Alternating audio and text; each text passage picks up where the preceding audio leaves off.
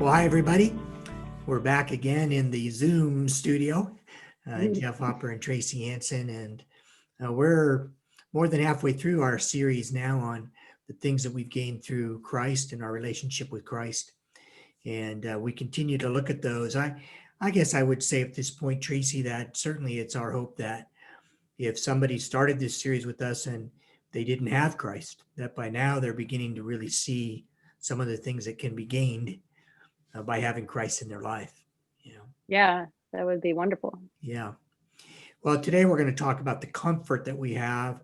When Paul wrote his second letter to the Corinthians, he talked about the comfort they had in balance to the sufferings that they were facing. I'm going to ask Tracy to tell us a little bit story about a time in her golf life when she was suffering and Yeah. someone was there to comfort her. So tell us a little bit about that, Tracy. Yeah, so when I think back, I mean, there's lots of places where I feel like I failed in golf, but I had a pretty hard exterior and I didn't let a lot of people see the pain and the overwhelm or the suffering that I was feeling inside of me. I just kind of bucked up and went forward.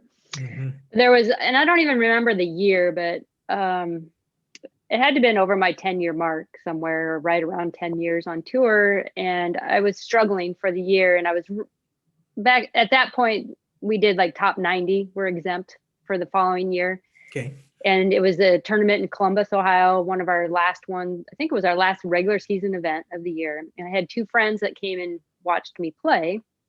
Two males from the Michigan area who I just got to know, and we played a lot of golf with when I visited Michigan. And so they were there watching, and I knew that I didn't play well enough.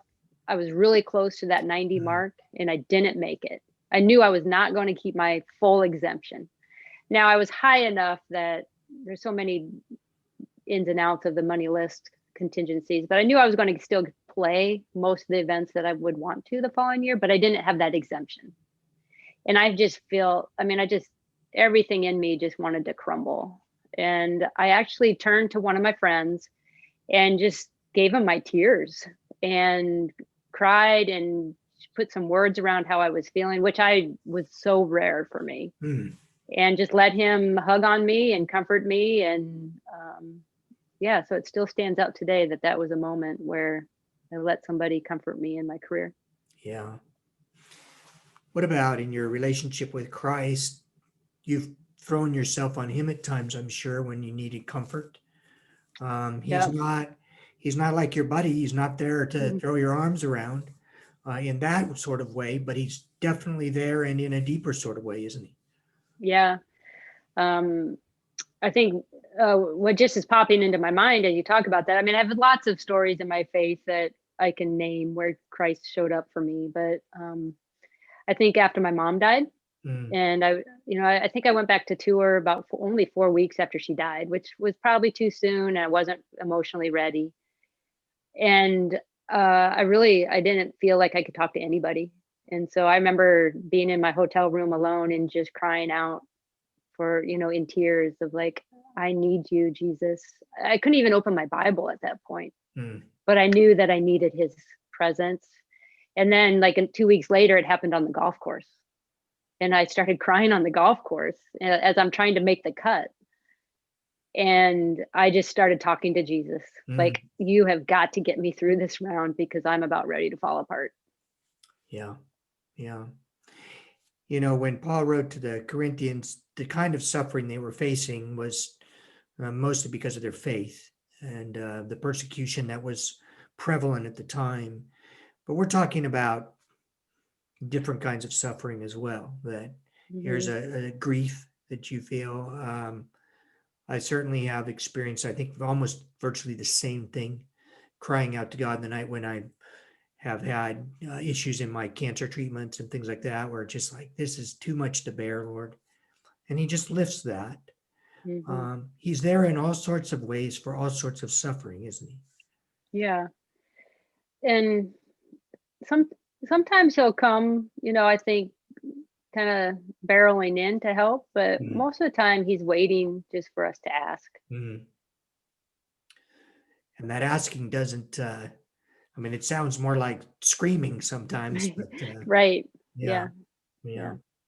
I know that I'm gonna spend a little extra time on this video with you because I know that part of what you do now is ministering to people who are going through suffering. They've suffered trauma in their lives.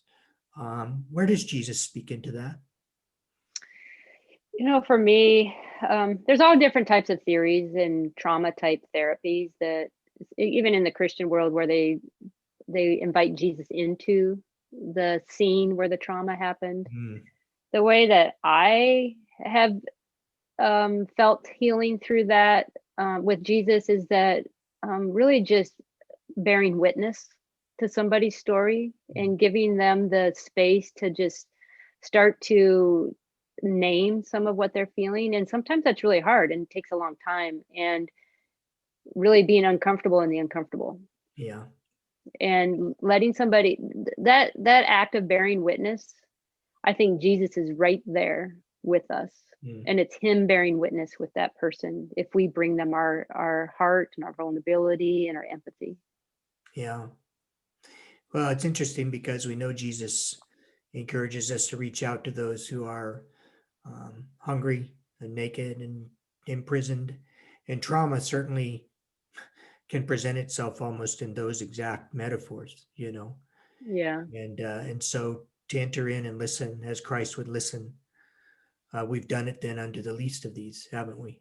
Yes, for sure. And the scriptures talk about being in community and that lifting one another up and not just uh confessing our sins, but confessing our pain and our hurts and our wounds as well.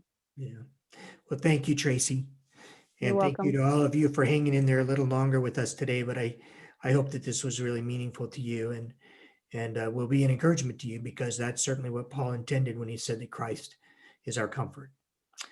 We'll be with you a week from now, and we hope that you will be with us as well.